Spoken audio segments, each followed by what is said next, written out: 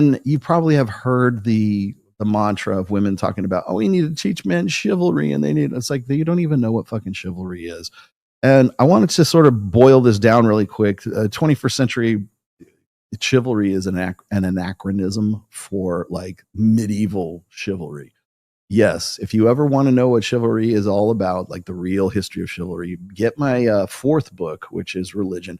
There's an entire chapter written about chivalry and the misunderstandings about it, historical misunderstandings about it. Like chivalry came from the chivalric code during the Middle Ages, which was instituted by the Holy Roman Church or Holy Roman Empire, right? The Catholic Church. Because so many guys were killing so many other guys in like unfair fights that there had to be like sort of rules of engagement. And so that was called the chivalric code. And that was a sense of sort of masculine honor and masculine duty. There was nothing in the original chivalric code that had anything to do with bitches. If anything, more bitches. That's what it was. Just like, fight for honor. Just take the bitches home. That's more or less what it was. Like you keep what you kill. But then what happened is right around the early Renaissance, maybe the end of the medieval period into the early and then again into the high Renaissance, but mostly around the early medieval or late medieval to early Renaissance period is when there was what was known as courtly love. And so you have all of these noble women who are sort of bored out of their fucking skulls, but they have to take care of the castle, right? For lack of a better term, they have to take care of the kingdom while their husbands were off on campaign. All right. While they're off on campaign, the more flirtatious ones would be entertained by traveling troubadours, which were dancers and actors, and they got into the habit of playing games. When it came to, of course, and by playing games, I mean like fucking these guys, right? Having affairs with them. But it was all about love, and love was held to the highest esteem. Love is the greatest thing in the world, right? And this is where it's the reason why I put this in Religion, is because love, even to this day, the emotion of love is held in higher regard than God is today. So the actual title of the chapter is Love is God. Not God is, it's a play on words, right? It's not God is love, it's love is God. Meaning that love makes God worthwhile. Love makes marriage, not God, worthwhile. And so when like God has the concept of the creator of the universe, right, takes the back seat, takes shotgun to the concept and the emotion of love. And that all began in the courts of the noble women and the rest, well, really what accounted for the aristocracy while their husbands were away on campaign, right? And so what happened then is it started to filter into the men folk. And then that's where you have to defend milady's honor. I forget what the Ridley Scott movie was that was recently. It was not The Duelist, but it was recently. It was like a medieval like fighting movie kind of thing. But really the whole premise of the, what was it called? It was like a love story. Yeah. It was the whole medieval something. Yeah. It was the whole premise of the movie is based on courtly love. And that's where the word courtly love comes from. It's what's known as the romantic ideal. The romantic ideal is that love trumps everything else. The Last Duel. That's what it's called. I think it was a duel something. The Last Duel. It's based primarily on the concept of really what amounts to feminism 1.0. It means you do everything for love, and by that you do everything for a girl, for a woman, right? You want to know some of the worst simps in the world, medieval times, right? It was what does Tristan call it? An unequal exchange of value. Yep. There was nothing more unequal than dying for milady's favor. There's no guarantee you were going to get laid, right? It was all honor and glory. Honor and glory, man. And if you besmirched milady's honor, then you were honor bound to kill that motherfucker. And that was so it was added to the chivalric code. But now it's courtly love that influenced the chivalric code. You want to talk about, like, I love this, right? Male spaces. We talk about, these poor guys, they're worried about women coming in and playing video games or Warhammer or anime or something. No, that's not what it's about. The chivalric code being infiltrated or polluted with female influence. That was a male space. The chivalric code was a male space. What did women do? They inserted their interests into that male space, and now it becomes part of that male space. In fact, it becomes intrinsic to that male space. So you got that going right there. Now you got to look at courtly love. Courtly love was about, not Courtney love, courtly love was about doing these acts of service, not unlike love languages, right?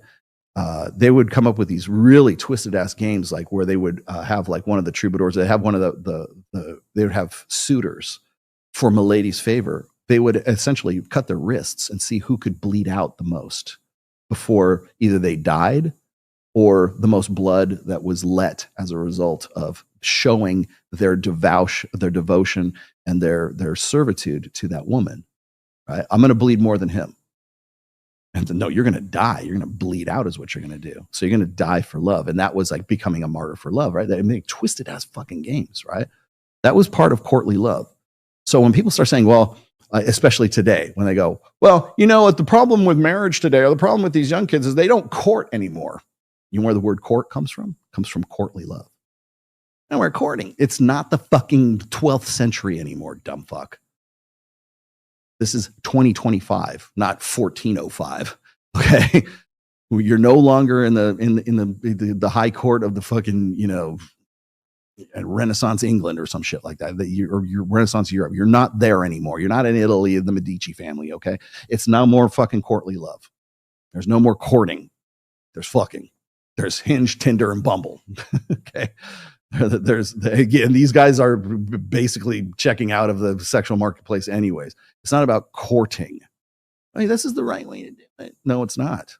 No, we're reimagining everything. Like all fucking bets are off. Since 2000, since the internet, all bets are fucking off. You're trying to solve 20th century or 21st century problems with 20th century solutions. Think of something new. Get some new fucking material. Start thinking in different ways. Think outside of the fucking box. Oh, well, we got to go back. Like most of these guys are trying, I should say that they're actually trying to find 21st century solutions with 18th and 19th century, solutions. So the thing about the one thing that you will never hear now, if you ever hear like women talking about how we need to have chivalry or how men need to be taught chivalry, I guess men need to be more respectful for women, or men need to X, Y, and Z, right? The world would be a better place if men were better, women would be better. No, they wouldn't. The sexual revolution taught us what we really are. And you know what? The social media, the internet, mass media, mass communication, social media, whatever, just made it unignorable. We've started figuring out what we were all about after the sexual revolution. Guess what? Now we see it 24/7. Let's go on Instagram right now. We can see it right now. Let's go see what the next chick's butt cheeks look like. That's what we are. That's what we're about. Okay? So, but the thing is this, is like going back to this idealized, which romanticized, I should say, ideal of whatever chivalry means to modern 21st century women. It's really them wanting to have more control. They want men to be more obedient. They want men to prioritize women's problems first. And that's where we get into you want to know why things are fucked? It's because of that. It's because men do not prioritize their own needs before women. That's why. If men prioritize their own needs before women, you would see women would flock to them. They would love them. We were just talking about how come women start coming after you when you just like start to ignore? Well, because the presumption is anyways, that you're focusing on you. The things you do for your own betterment are for you, not so you're being better for her. That's my biggest problem with tradcons today. We need better men. We need men to man up and get into the gym and make more money. We need to get them out of the house. We need them to stop playing video games. You can't play video games until your wife is fucking completely happy with you, right? Because if mama ain't happy, it means God's not happy with you too. So on top of that, the problem that I have with this is we can go back to the authority thing. Like, with their men don't have the authority to be responsible to affect the responsibility that we think is going to like solve the world's problems, right? That's pretty much a given. I could talk about that all day. But the thing is chivalry requires abeyance to a patriarchal social order. So if you want chivalry, ladies, give up your rights. If you want chivalry, you want guys to be better, you want to go back to this, 14th century, 13th, 14th century chivalric ideal that you have romanticized in the first place, guess what that requires? Patriarchy. That's what it requires. None of this equality, none of this, we're going to be 50-50 in our marriage. No. You want a man to be respectful, and you want him to be chivalrous, and you want him to open the door. Like, chivalry is a lot more than opening fucking doors for women. Okay. I just want to point that out. If you want him to prioritize your needs, if you want him to be responsible for you, because that's what chivalry is, defending milady. You want your knight in shining armor to defend milady's honor. Guess what that requires? You follow him. You obey him. You have to submit to him. You have to submit to a patriarchal order.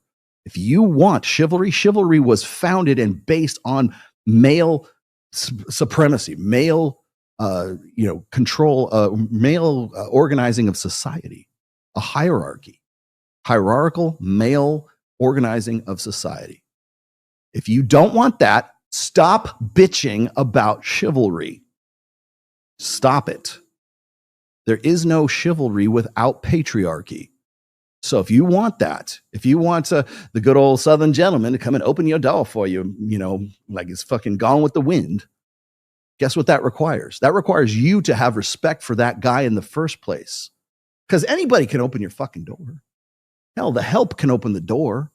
The doorman can open the door. Hell, I drive you up to MGM and the valet will open your door for you. Is he being chivalrous? No. Do you have any respect for the valet? Or do you have more respect for the guy who drove you up there in a fucking Lambo? Chivalry, in any sense, requires patriarchy. It requires that guy is above you. Women cannot look up to a man who is her equal. So that's what chivalry requires. So if you're going to say we need to teach chivalry, you're saying we need to teach patriarchy, is what you're saying.